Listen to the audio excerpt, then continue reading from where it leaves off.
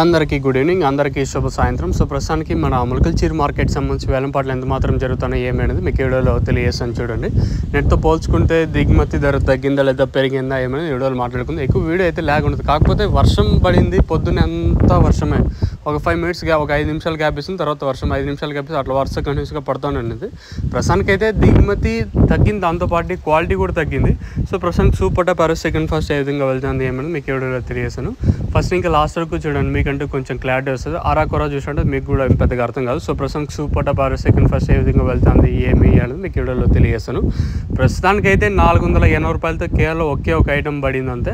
మళ్ళీ market average అంతా 350 రూపాయలు, 400, 450 రూపాయల లోపల జరుగుతుంది. ఇంకా క్వాలిటీ దీనికి మించి వస్తే ఖచ్చితంగా నెట్ రేట్లే ఉంటాయా అనేది చూడాలి. ప్రస్తుతానికి అయితే మన ములకల్చీర్ మార్కెట్ సంబంధించి ఇన్ఫర్మేషన్ వచ్చేసి 480 రూపాయలు టాప్.